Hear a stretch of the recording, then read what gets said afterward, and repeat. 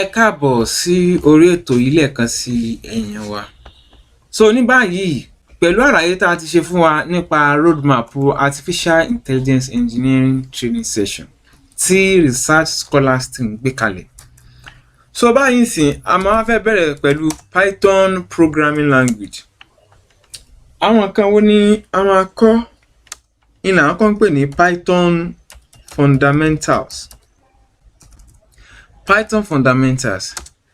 Àwọn eléyìí ni ó jẹ́ blọ́ọ̀kù lẹ́yọ-ẹyọ tí ó ṣe pàtàkì tó serve as foundation pillar fún ìmọ̀ nípa Python Programming Language. Láì ní àwọn ìmọ̀ Python Fundamentals yìí, èèyàn ò lè jáde kó fọwọ́ sọ̀yà pé òun mọ̀ nípa Programming Language tí wọ́n ń pè ní Python. So fún ìdí èyí tí a máa kọ́ ṣe ní Introduction to Python.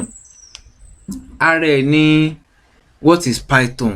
Kí la ń lo Python fún? Ta ló ṣe Python? History of Python.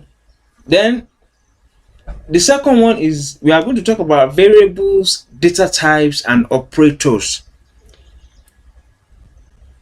that are used in Python Programming Language. Python náà ní láwọn variable títí ẹ̀, ó ní data type títí ẹ̀, ó dẹ̀ láwọn operator títí ẹ̀ náà. So lẹ́yìn ìgbà náà a máa ṣe tán pè ní control flow. So control flow yìí náà ó jẹ́ ibi tí logic, ibi tí ọgbọ́n tí ó bá rí báyìí kó rí báyìí, tí ó bá rí báyìí kó rí báyìí.